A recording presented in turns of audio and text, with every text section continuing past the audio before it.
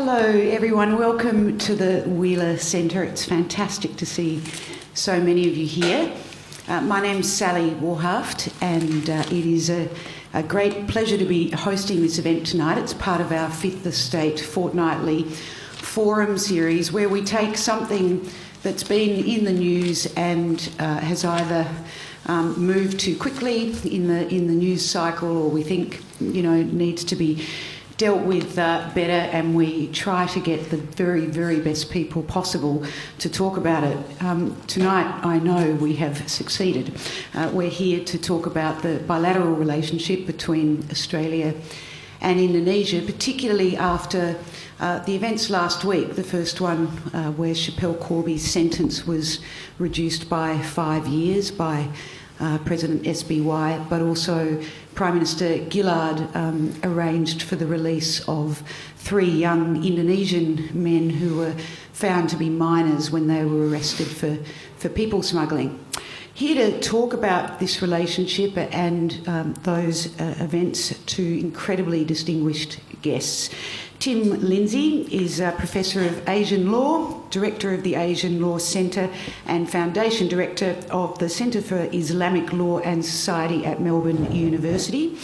He's the Chair of DFAT's Australia-Indonesia Institute and was a member of the reference group for the former National Asian Languages and Studies School program. He is also a practising lawyer, and I really could go on for the rest of the hour about the other things this guy is up to. It is an unbelievable CV, and we're thrilled to have you here, Tim. Just as thrilled, the equally distinguished Julian McMahon. And Julian, of course, is a barrister who will be well known to many of you as the defence barrister for Van Nguyen, the young Victorian man who, of course, was hanged in Singapore in 2005. That same year, of course, 9 young Australians were arrested in Bali, the Bali 9, and Julian is the defence barrister, part of the team, the defence team, for Andrew Chan and Myron Sukumaran, who remain on death row in Bali. And as a disclosure, I should also say that I've been visiting Andrew and Myron for about 6 years, and I'm quite close to their families, so this is an issue that is quite close to my heart. It's a jail I know quite well, and obviously very important though for all Australians. Welcome both you gentlemen, and thank you so much for joining us here tonight. I want to start, Tim, by asking you to tell us a little bit about the historical relationship between these 2 countries. What's been important about it, and also what has changed, I suppose, in more recent times, post-Suharto, and in the past decade? Well, thank you very much, Sally. Thank you for having me here, and thank you to all those who come out tonight. First point I want to make about the relationship is that it's sort of schizophrenic. We have a sort of bipolar relationship between Australia and Indonesia. We often hear about this fabulous government-to-government relationship that's the closest it's ever been historically, and that's undoubtedly true. There is no question that right now, with Indonesia as a new democracy, we have a Canberra to Jakarta relationship that is historically very warm and close. We have literally hundreds of ministerial visits between the 2 countries in recent years. We have also quite deep institutional links between agencies of government right across the board. And a lot of progress on gradually building bilateral arrangements, treaties and so forth. But outside this sort of relatively small world of people who are actively engaged in the relationship, in managing it or taking part in it, and this, you can extend it out to business, private sector, some people in the declining education sector. Outside that, the majority of people, the relationship is quite different. And you can look at the recent Lowy polling on attitudes in Australia, and it's absolutely clear that most Australians regard Indonesia with a high degree of hostility and antagonism. In fact, that's got worse over the last 20 years or so. And one of the real ironies and missed opportunities, I think, of the bilateral relationship today is that just as Indonesia rejected its 32 years of authoritarian military rule under Suharto and democratised and became a genuinely yes, this is true, genuinely open multi-party democracy, exactly at that time Australia disengaged in popular terms. The government got it, both parties, but the public is disengaged from it, and most Australians are unaware of this transformation that took place, and certainly Indonesia is routinely rated as one of the most threatening and dangerous countries for Australia. If Australians see Indonesia with this sort of hostility, how do you think Indonesians see Australians? Well, they don't really, because Indonesia, Jakarta matters much more to Jakarta matters much more to Canberra than Canberra does to Jakarta. Everybody looks north. You know, we look north over Indonesia, or we feel threatened by it. We look at it and through it. But Indonesia looks north as well to China and India. It doesn't really look back towards us. So we don't really register as a major issue in Indonesia. When we do, we're either seen as relatively unimportant, benign, or threatening, in the sense that there are always suspicions about us having aspirations to influence the eastern part of Indonesia, East Timor issues and so forth. But, you know, what we have here is a relationship that has really not engaged the way it should be. And that really matters, because right now Indonesia's GDP is 15% more than Australia's. And pretty soon it's going to be one of the, within about 20, 30 years, it's going to be one of the top 5 economies in the world. And yet we don't see it as important. So is it things then at the social level, like the lack of language awareness and you know, where has it been a failing? If politically it's going rather well, how has this sort of message failure, you know, where does that come from? I call it the perfect storm. It's a whole lot of factors that have come together at once. First of all, there is a whole succession of disasters and horrific incidents that have understandably dominated media perceptions of Indonesia. The horrific and tragic Bali bombings, these cases that we're speaking about tonight, the Corby case, the Bali 9 cases, and a whole range of other drugs-related cases, the earthquakes, SARS, avian flu, East Timor, continuing violence by groups associated with Abu Bakr Bashir and so forth. So first there's a horror story. Then on top of that, we've got the collapse in Asia literacy in Australia. It is a collapse. It's not a problem. It's not something that's going to happen. It's a wipeout that's already occurred. There were more kids in Australia learning Indonesian at schools and universities in 1972, when the white Australia policy was in place. In absolute numbers, not even percentages, in absolute numbers, there are more kids then than today. It's such a disintegration. So in fact, our capacity to understand Asia in general, but in particular Indonesia, is way lower now than it was right back in the 70s.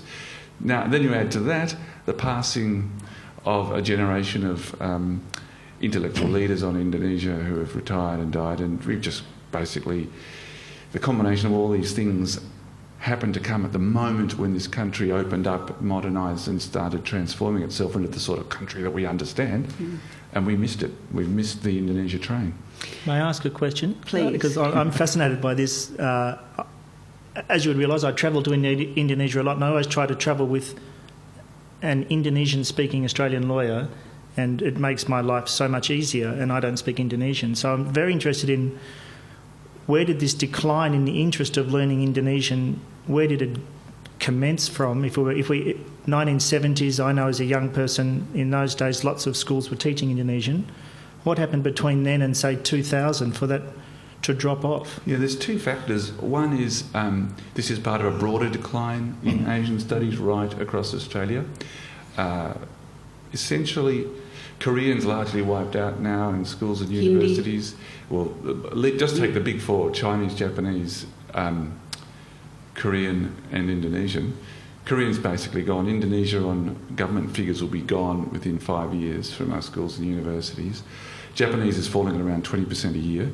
Chinese is the only one growing. But we're teaching Indonesian to over 90% of the students who do... Sorry, teaching Chinese, 90% of the kids who do Chinese in Australia are of Chinese heritage background. So our Asian languages have so declined over the last 30 or 40 years that we are ending up only teaching these languages really to Asian kids. Then you look at Indonesia specifically and the factors I've just described about media horror stories. Of course, the Bali bombing, which led, understandably, to the travel advisories, which stopped schools and educational travel to Indonesia. Now, they've just been slightly nuanced to give regional differences, but from the Bali bombing till now, basically schools haven't been able to go to Indonesia.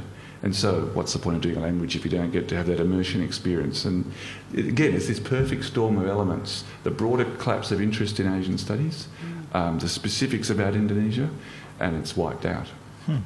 It's interesting, Julian, it makes me think of Myron, who resisted for quite some time learning Indonesian in Kerabakan prison.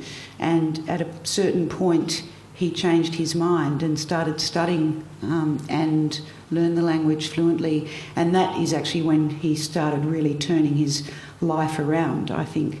I certainly thought that about him. Julian, your engagement with Indonesia has obviously been for a much more specific reason, but you've seen the inner workings at a level very few people would get to see. Tell us what's surprised you and interested you in dealing with Indonesia as an Australian defence lawyer in the case that you're involved in. Well, when I got involved in this case in 2006, I knew so little about Indonesia. It was truly embarrassing. So I bought a bunch of textbooks and started reading furiously, and then started to travel up there a lot. Some of the things that have really fascinated me, I know it sounds corny because, I've got clients on death row, but I've come to love Indonesia. I mean, it's a fantastic place once you get into it.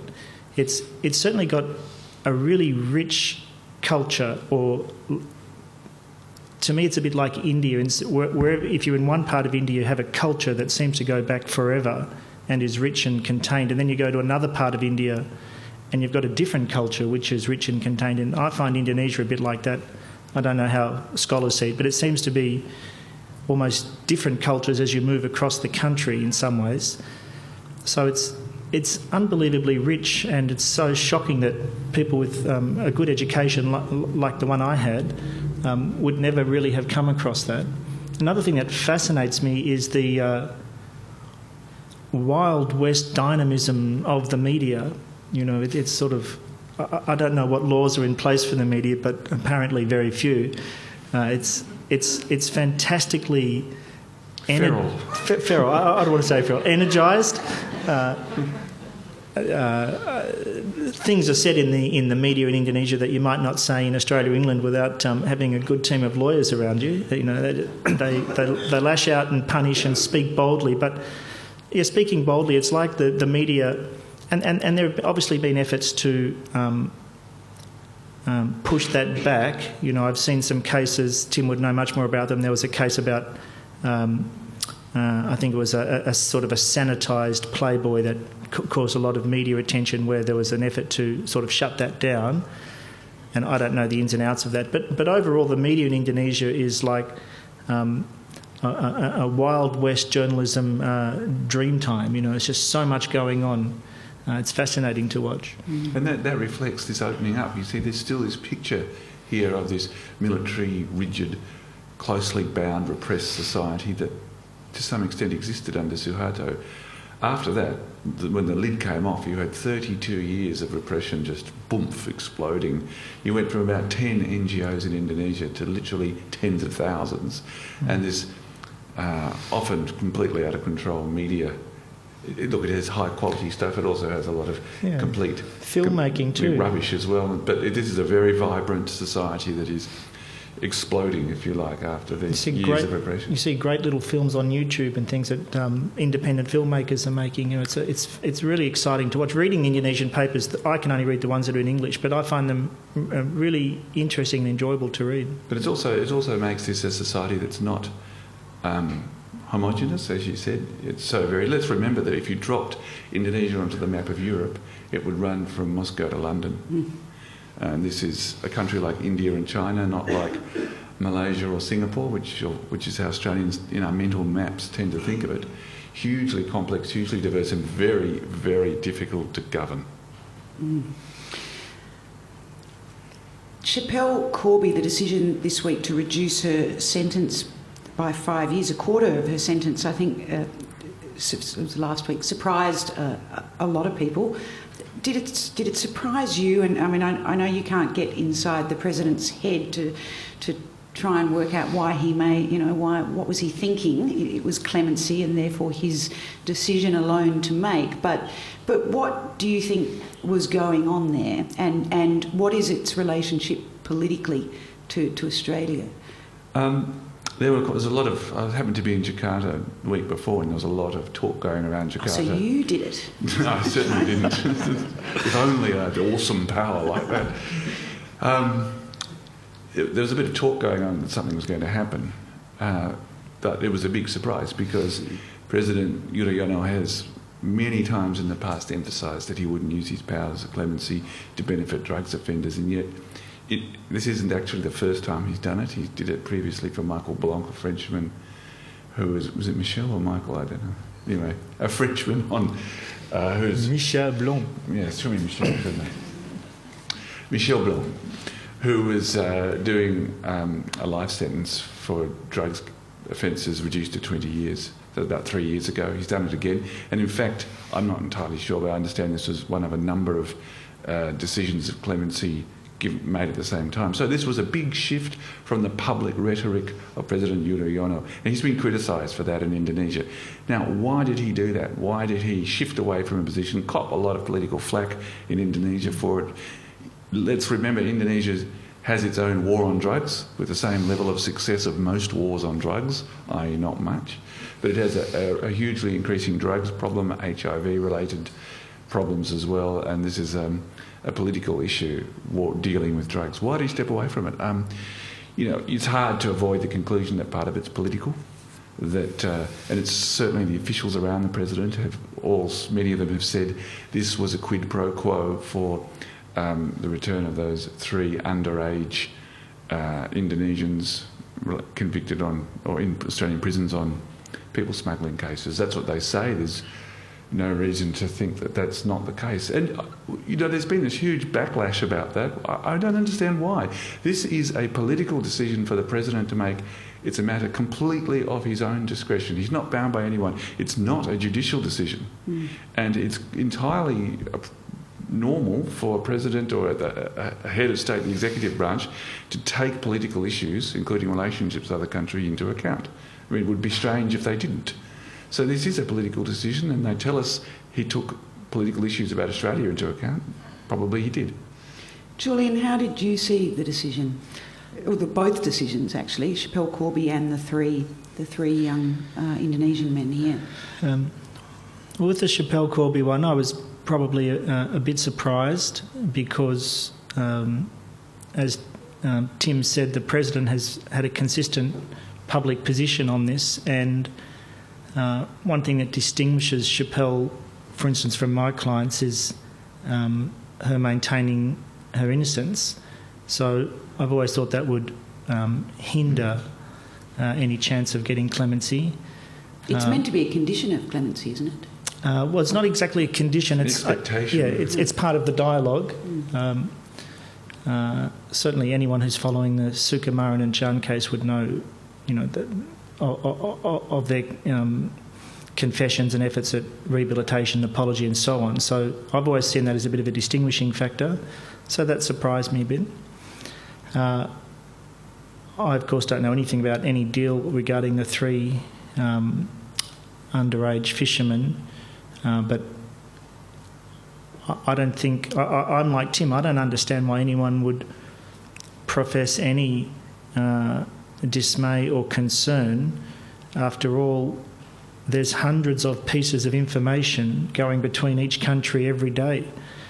The number of people in this room would be far smaller than the number of busy if not powerful, Australians or Indonesians travelling to each country every day. So if we were all talking every day about the issues concerning our two countries, of course these issues would be part of the mix. So I don't see why there's much of an issue.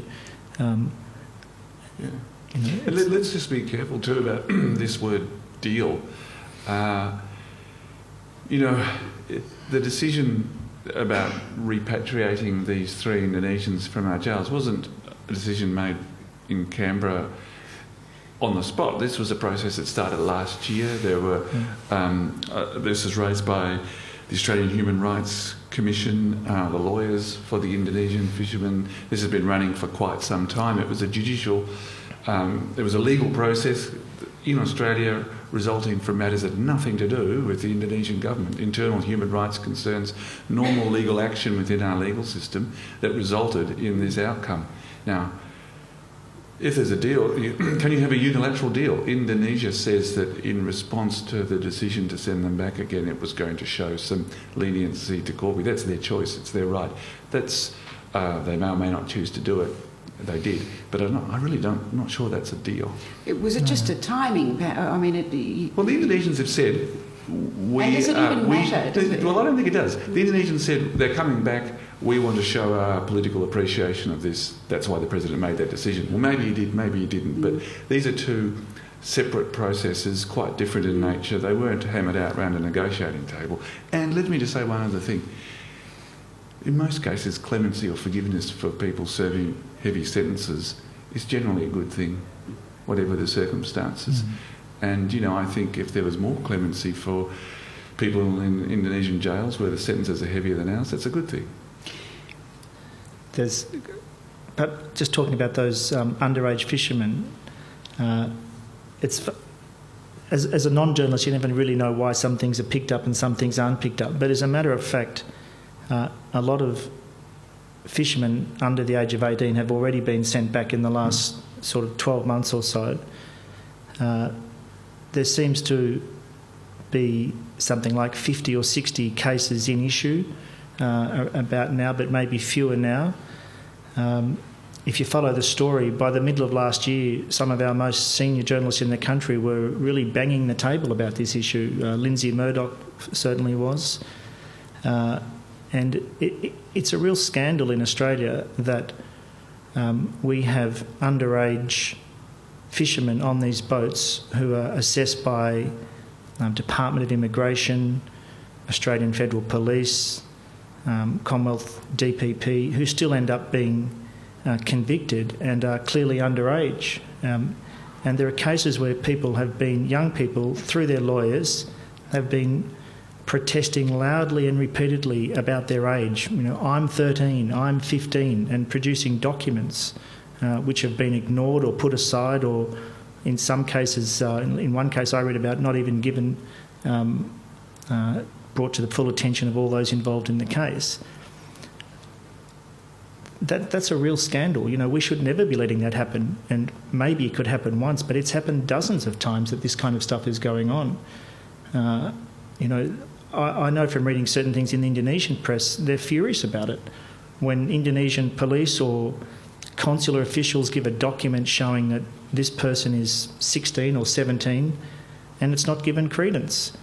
I read some very strongly worded articles in the Jakarta Post about what a disgrace it is that Indonesian officials can hand over a document showing someone's age and it be discarded. Yeah, that's not surprising given the uproar we had here when a 14-year-old boy was held in Bali, that there are many more underage Indonesians in our jail. It's only to be expected.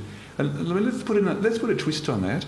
Also, look at this issue. We tend to look at it from the Australian perspective. Australians in their jails, there's many more Indonesians in Australian jails. And let's not forget that just as this is an issue in our media, it's an issue in their media, but for different reasons. There are lots of Indonesian workers who go overseas and send back remittances that form a significant part of Indonesia's economy. Most of them, well, I don't know if it's most, many of them are women. Many of them leave their families behind, young children. They work as domestic servants, men working as labourers in some pretty appalling conditions in places in the Gulf, in Saudi Arabia, more close at home in Malaysia and so forth. Many of them suffer ill treatment. As a result of that, some of them find themselves in jail on different charges, including facing death penalty. This has become a hot issue in Indonesian politics. The Indonesian government's been under huge pressure to do something about this overseas workforce who are perceived as badly treated. So, this plays into it. If Indonesia wants to protect its people overseas, it's going to have to do something about foreigners in its jails. And that has been specifically identified as a reason for considering in the future being more merciful to foreigners in their jails. Now, a lot of this was kicked off by a maid in, was it Saudi Arabia? Saudi Arabia. Who was executed, was it about a year ago? June of last year. Right. Beheaded, as is the habit there. She murdered her boss and who had mistreated her appallingly, and there was outrage in Indonesia.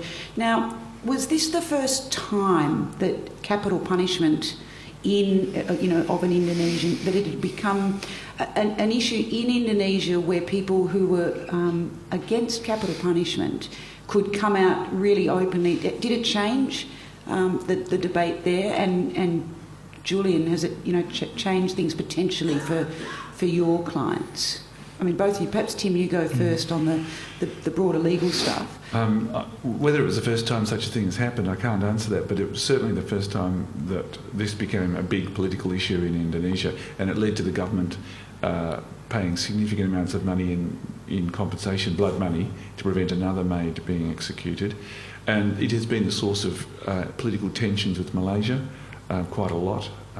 So two things happened. First of all, this is part of a sequence of recent cases, and secondly, it led to a public debate where I think for the first time there began to be an awareness that if you don't want your citizens executed overseas, then you can't execute other people's citizens. And this has sparked a discussion in Indonesia that's still in its infancy. For the first time, you saw people on talk shows actually making that point: if we don't want our people executed, we can't execute others. So, the death penalty debate in Indonesia is relatively young, and it's got a way to go, but it's a live debate, and it's a sophisticated debate as well.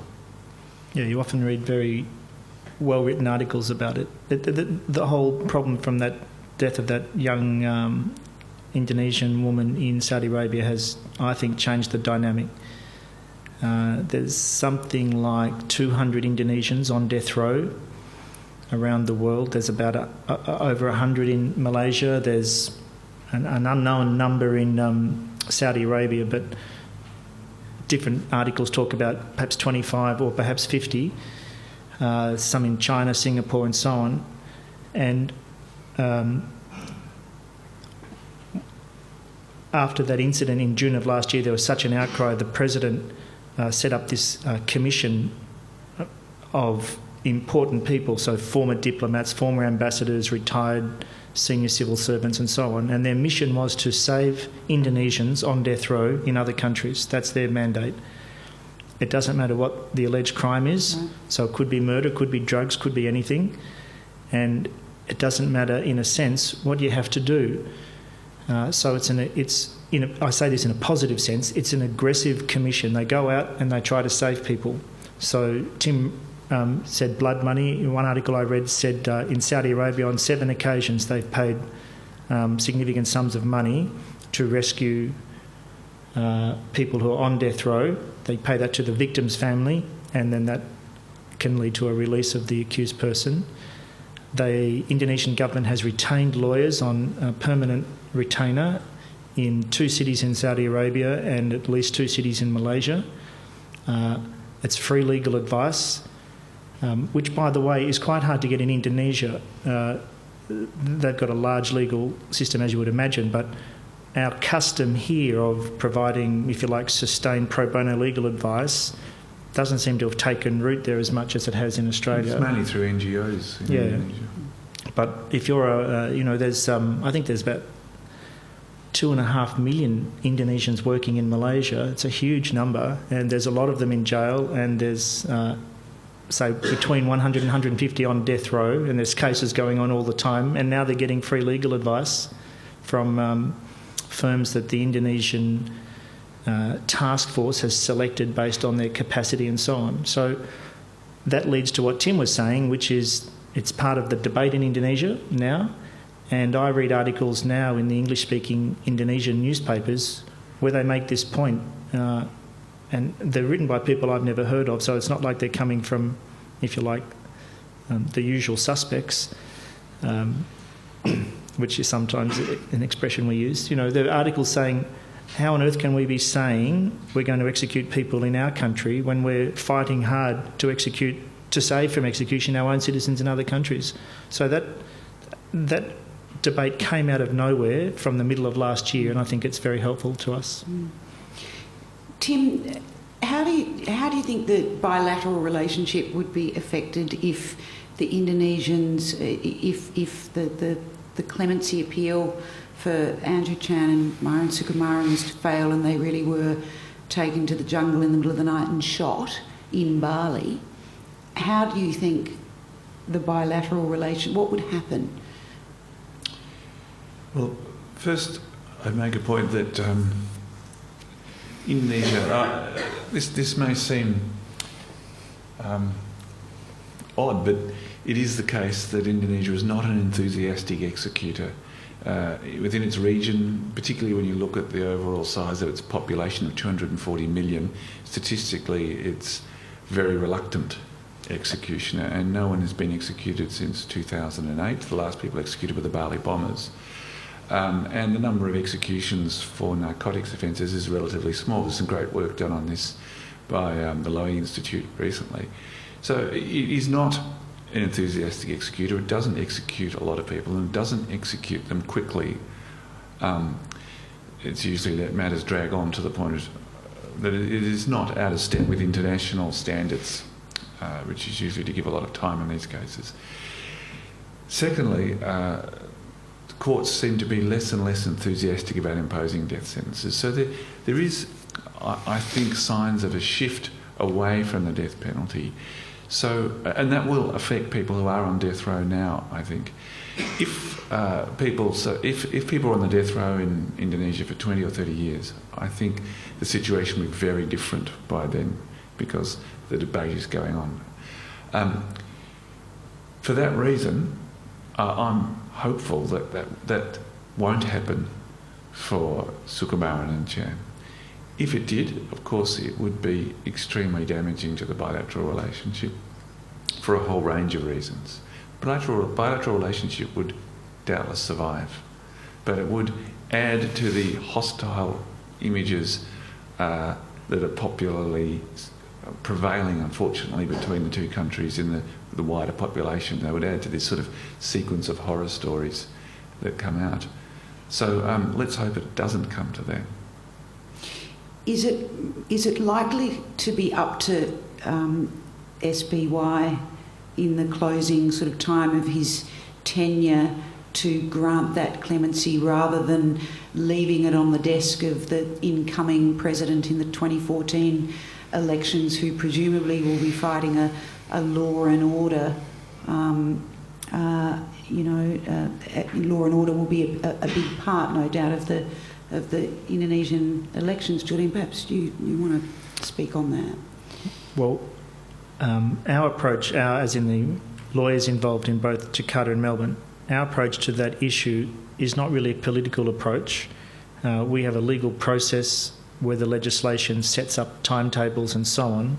So regardless of what someone like Tim Lindsey might say, you must get it through to this president or you must not get it through to this president. Whatever he was to say, we're not able to really respond to that. We have a legal framework that we have to follow, and the effect of that is that both Sukumaran and Chan will have their clemency applications filed this year.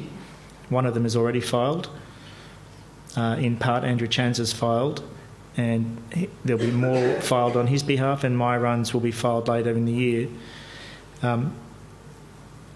So far as I know, and Tim would obviously know much more about this than me, but so far as I know, there's no reason to think it will be dealt with slowly or quickly. For someone in my position, there's no way of knowing how long it will take. Based on everything else that I've seen in Indonesia in the last 6 years, I expect it could easily take 6 or 10 or 12 months, but I wouldn't know really. I have no information to base an estimate on. Yeah, the system used to be give unlimited time. There were recent regulatory changes that created sorts of timetable, but there's still a degree of flexibility within those. And once the clemency application hits the President's desk, again, there are timetables, but really the President can deal with it when he or she chooses. One of my impressions of the way Australians see Indonesia, other than that general hostility that you spoke about, more specifically in the legal system there, is that somehow it's unfair that this Indonesian legal system is just not quite as good as ours. And yet, it's a far more common system than Australia's. Tell us a bit about it, and also the sense of fairness, both as it is as a system, but also practiced within a country that does have corruption, a lot of poverty, and so on. As you'd expect, this is a question I've often heard, and I always think it's a little bit, no offence, so I think it's a bit wacky. That's all right. Because, whatever we think about the Indonesian system, and it's a radically different one, it's a European-based system based on French-Dutch law. It's outside the British common law tradition, which we're familiar with from television, from the US, England and so forth. And it's part of the 75% of countries in the world whose systems are European-derived. But more importantly than that, this is a developing country. This is a country that until 1998 was ruled by a military regime for 3 decades, essentially been under authoritarian control since about 1957. So it's only recently began to develop something that you might call an independent legal system in the last 12 years. And it's done that in the context where we can argue about this, but somewhere between 15 and 40%, depending on your statistics, of the population live in poverty, and where the legal system was essentially an arm of the presidency until 1998. So, as you'd expect, it doesn't work as well as our system. Hello. It would be extraordinary if it did actually be pretty depressing for Australia if they were on a par. I'm not being facetious about this. This is a developing country which has only recently come out of an authoritarian dictatorship and has been working pretty hard in the last 12 years to develop a system. To do that, that's fair. To do that, it has to rid itself of corruption, incompetence, retrain people, try and make what is now an independent branch of government actually work. And, it doesn't always work. In fact, it has big problems still of corruption, big problems of competence, particularly amongst prosecutors.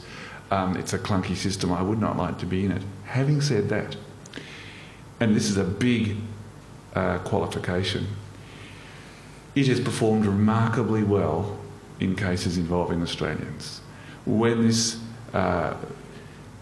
ancient system, the criminal code largely dates back to 1848 still. When the clunky system is put under pressure and under intense media speculation, they tend to have run these cases straight down the line in ways that, if anything, have bent over backwards for defendants. Now, I know I'm going to get lots of wacky emails tomorrow complaining about that statement. I'll add them to my file. But it's true.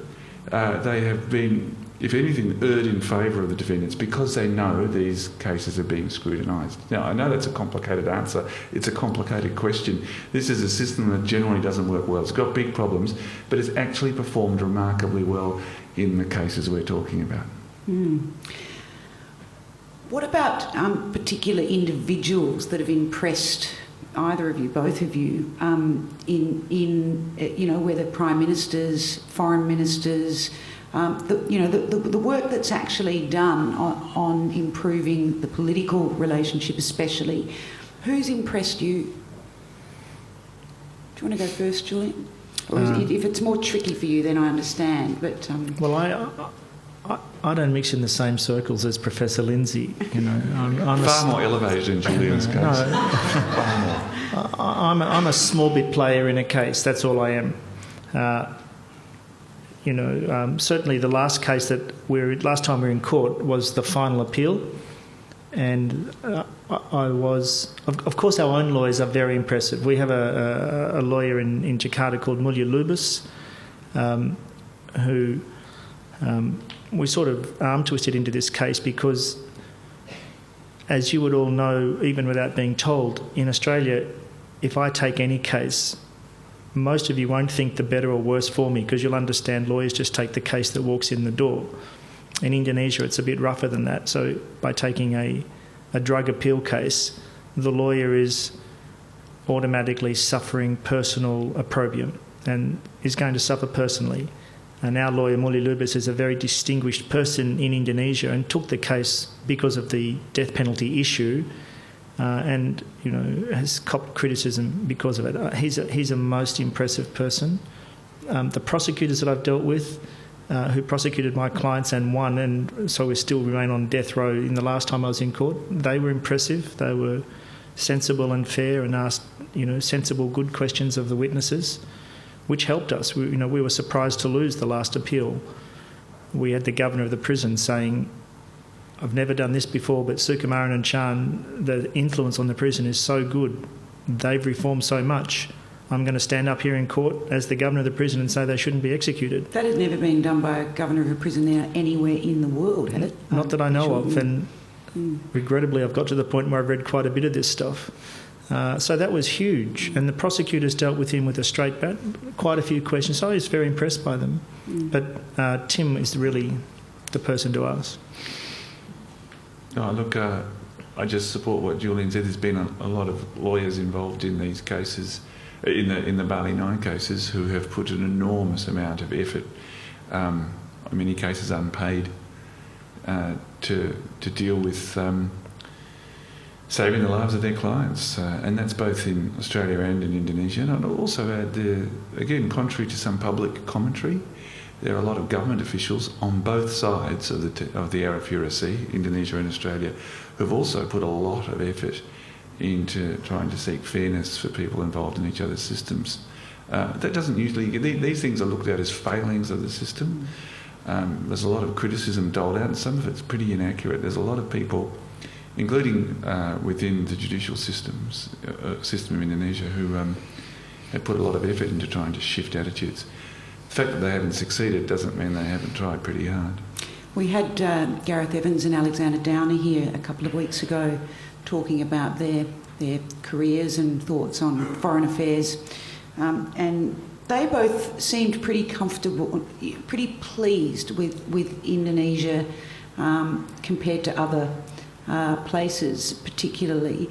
Is it a good country for the Foreign Affairs Minister of the day to be focusing on? Well, it's not whether it's good, they have to. No, obviously they have to. Indonesia has our largest foreign post by a long shot. It has the largest aid contribution that Australia makes. That's not an accident. No. Education? Look, it's not an accident that Indonesia is so important for every foreign minister, whatever they may think coming into that portfolio. We're in the early stages of the Asia century. We're concerned about the rise of China, the competition that will emerge between the United States and China in one form or another, however we look at it.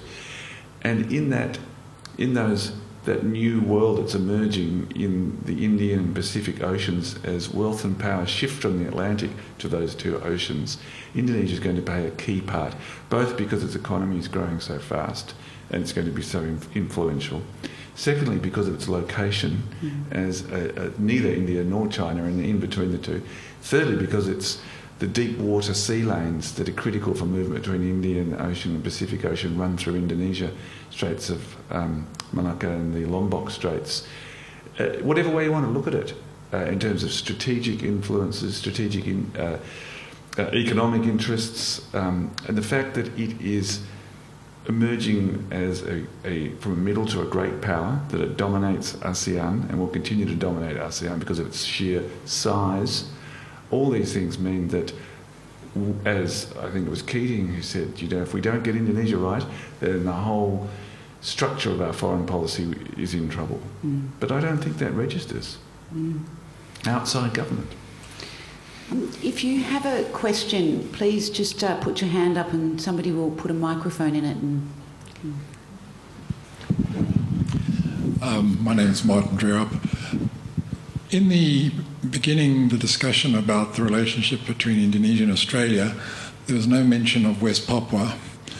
But more importantly, looking at the relationship and the perception of Indonesia, there's been no reference to people smuggling at this stage, and I just wondered to what extent the antipathy which seems to be developing among the public here is related to the fact that Indonesia appears to be doing very little about interrupting people smuggling. My question is, how do you see people smuggling influencing the relationship between Australia and Indonesia in the future, particularly if a Conservative government comes in with the threat of turning back boats? I think Tim's better positioned to answer that. Thanks so much. I'll see you later. Well, the first point to make is that the borders between Australia and Indonesia are and will probably always be porous. This was an area that's for centuries been famous for uncontrolled movement of people across the boundaries, whether it's the Malay Peninsula, around the island of Borneo. What's happening now is really nothing new. And this movement of peoples in the region has extended to movement to Australia with the fishermen from Makassar and so forth, the communities they established in northern Australia and vice versa. People moving across those oceans between what are now the territorial waters of Indonesia and Australia is nothing new. It historically precedes our arrival in this country, white Australian arrival in this country anyway. So I don't think it's going to stop. Whether those boats are fishers or whether they're carrying people seeking asylum or whatever it may be, they're going to keep coming, and I personally think that our response to it is a gross overreaction and doesn't take into account the historical and political realities. Others may differ with me. Looking at the Indonesian position in this, we always forget when we come up with calls for a regional solution that in this, we are the destination. We're the place that people want to go to. Indonesia, East Timor, Malaysia, wherever it may be, are the transit points in that process. Now, if you ask them to take responsibility, you're really saying, let them stop with you. And the question then has to be, why should they, from their point of view? What is the political benefit? What is the economic benefit? What is the benefit for them of cooperating in such a program? I think it would be pretty surprising if any of those countries said, oh, what a great idea, we'll just keep them here and worry about them ourselves. I mean, it's unrealistic. There hasn't been, and there probably won't be a solution. I don't think solution's a useful word. There won't be a way of managing this historical process until it's to the benefit of everyone involved and is negotiated on an equal basis, not as you fix our problem. And in negotiating, talk about it in a way which is non-hysterical and mature and with a view to the long-term relationships. I think, I don't wish to enter taking sides anyway, but the anger or hysteria that emerges in the debate in Australia too quickly and too easily has got to be the wrong way to approach such a complex problem. Thanks, Dan. It's interesting that the UN's been talking about 2015, and this is also being discussed in ASEAN circles as well. And in our press it was mentioned that the Corby case, an issue in terms of possible release for 2015 also, and I wondered whether perhaps beyond just the Australian-Indonesian relationship, the Indonesians also have a very close eye on what is happening in terms of ASEAN and the UN, and perhaps we are more concentrated upon ourselves. Thank you. Julian, do you want to go first? Insofar as you're talking about dates with Schapelle Corby, I only know what I've read from all the sources available. I don't think anyone who has studied what's been publicly released could say with confidence her release date. Her sentence was 20, it's cut to 15, and she's also got remissions for behaving well in jail, which is very common in Indonesian jails. So I think she's down to about 13. The Indonesian law seems clear enough that you can get parole after 2/3. On the other hand, it also seems clear enough that you need a guarantor and you need to live in the place. So, and I think you also need to be satisfy the prison of your contrition and so on. So, Schapelle Corby's still in a complex scenario, and I don't have any confidence in saying when she would get bail. That's part of the question you're asking. I'm not competent to talk about UN and ASEAN with regard to Indonesia? Now, I think the sentence is likely to end around 2017 if she does get parole, and the issues that Julian's raised all apply, including also that she has to show good moral, spiritual development.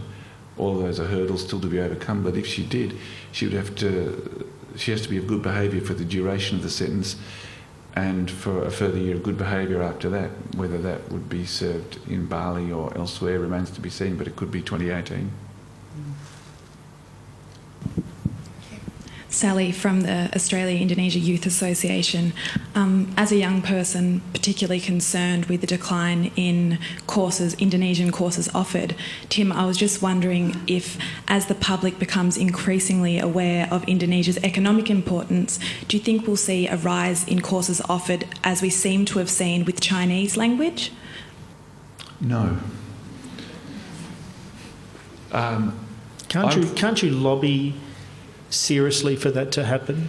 I mean, get on the front page of tomorrow's newspaper saying Australia must invest far more heavily in Indonesian language courses. Well, yes. Well, look, I think it's been covered widely in the media for the last few years and has had absolutely no effect whatsoever. I don't think the issue is not being covered by the media. I think it's out there. There's been plenty of evidence. Even the Commonwealth Department of Education's own figures demonstrate, we have an Asian language wipeout. There's no question, and it's well known in government. What's the response? In the budget last year, the National Asian Language Studies program in schools got not renewed. So what is needed is a huge investment of money. If you look back at the first attempt to try and fix Asian languages in Australia, which was the NALSAS program, that was around about $100 million a year over about 8 years.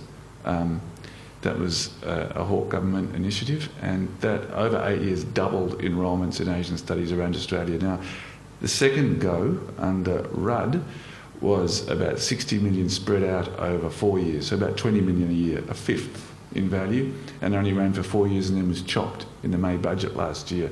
So, surprise, surprise, it didn't double enrolments in 4 years. And now there's nothing. So the situation is now at the worst level it's been, and yet there's nothing happening in government, state or federal. And this is a state government matter, it's not just for the federal government. We've had a promise from Tony Abbott that he would fund Asia literacy if he came into government. What I'm very interested in is that the government has not said a word in response to that. It was such a peculiar little add-on, though, wasn't it, to his budget reply speech? No, it was a vital, central and hugely important fundamental foundation of his budget speech, compared to which all else was unimportant. But no response, nothing, not a word. So, I mean, Asia literacy has zero traction in government at present, and this is at a moment when it is in huge decline. As I said, really Asian languages are now only taught, really only Chinese is the only one growing, and only Chinese heritage students. Sally, I studied Hindi at university and went on to use that in my work, and to actually enrol in a Hindi class with other students in the room with you and a teacher that is actually speaking to you and teaching you. I think you can do it at ANU, perhaps at La Trobe.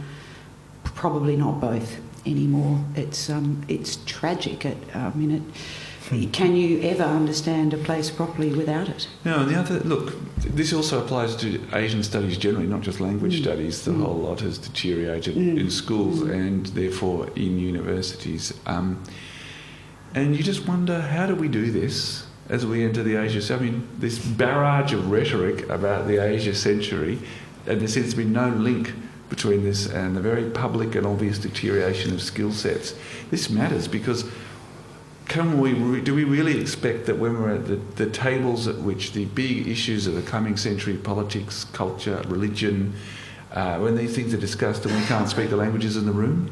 We are the worst rated in the OECD on language issues. But about 200 million places for journalism students at appalling universities all over the country. Now there's a personal agenda going on. Not really, just a very strange imbalance, I think. But there you go. Hi, my name's Morgan. I go to the University of Melbourne. My question is, briefly, why are drug laws in Indonesia so strict in the first place? To what extent are they the result of culturally specific morality? You mentioned earlier the prisoners are expected to spiritually and morally reform. Why is that relevant to what should be secular state law in the first place? And to what extent are they a result of pressure from Western and foreign governments in the context of the war on drugs? And if we were to change our drug policies, would that have an effect on our foreign relations in regards to these issues? Well, I can answer some of that, and probably Tim can. The drug laws are very severe in Indonesia, but so are many other laws. I think there's probably about 15 different laws which allow for the death penalty, for instance. It was common across Asia, I think, especially around about the 70s, for drug laws to increase. I think probably a bit later in Indonesia, but I think as a result of cultural changes in the 60s and 70s, and if you like, the young Western travellers and so on, led to reassessments of that kind of thing. I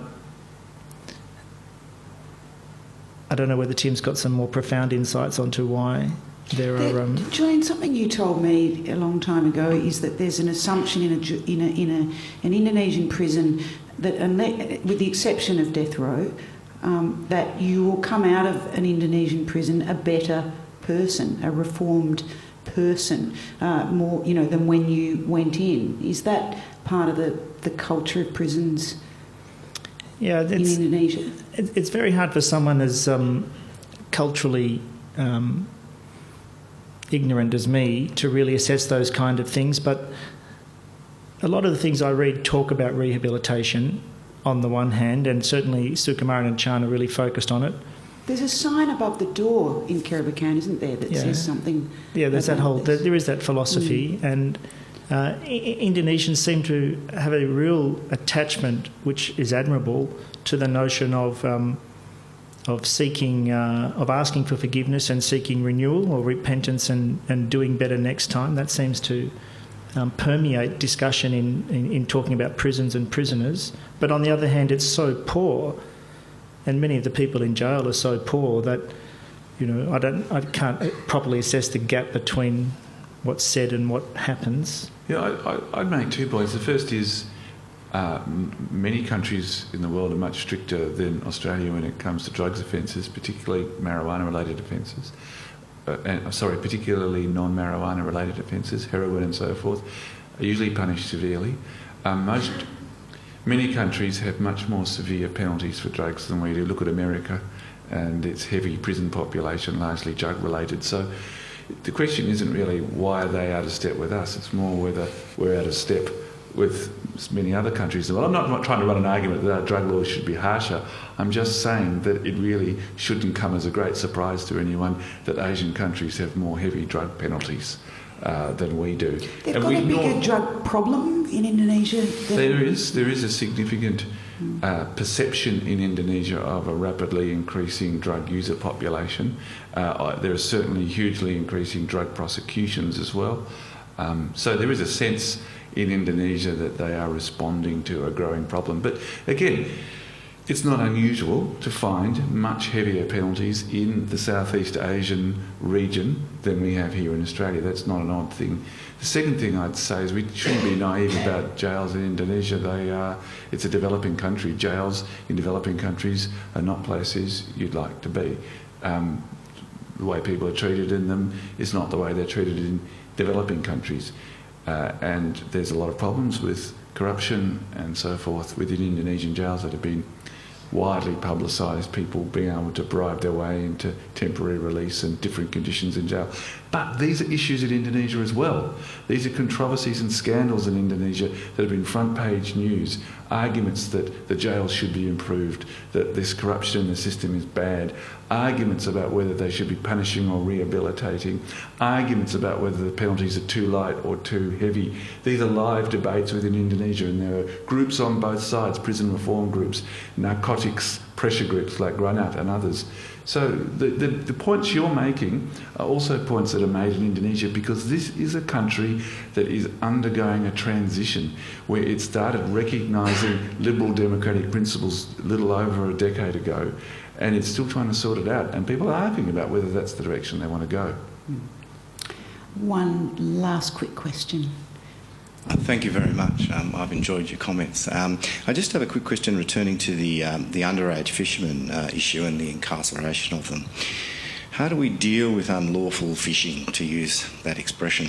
And is it the best policy to forego the rights that we are claimed, or claimed by Australia in respect of exclusive economic zones? Do we need to advance a treaty agreement such as the Papua New Guinea and the Torres Strait Islander fishing rights, such as the Trepang matter? Is DFAT working on a treaty that covers those matters at the moment, which would seem to encompass many of the things that have been discussed here tonight? And further, in relation to that treaty, is there any activity or discussion within DFAT in relation to prisoner exchange? Did Barry Humphrey say something on Q&A last night about calling for that one last question? Yeah, that's right. It's always the killer. Gee, that's the quick one, isn't it? Just repeat the question. If you could just drop off the first 2 volumes of that question to my office. No, look, I'll answer it by slightly avoiding most of the issues you've raised and making a comment then to Julian, which is there are a whole range of areas that should be resolved at a government-to-government level in treaties and other mechanisms for international cooperation that are just not in place between Australia and Indonesia. And that is itself a source of so many of the problems that we're talking about tonight, whether we're talking about abattoirs, fishing between the two countries, people smuggling, Australians doing drugs in Bali, or the 16,000, 17,000 Indonesian students studying in Australia and visa issues, and things like that. These are countries that are neighbouring countries, 2 of the most dissimilar neighbouring countries in the world. One of them is huge. Another one is 1/10 of its size. That's us, by the way.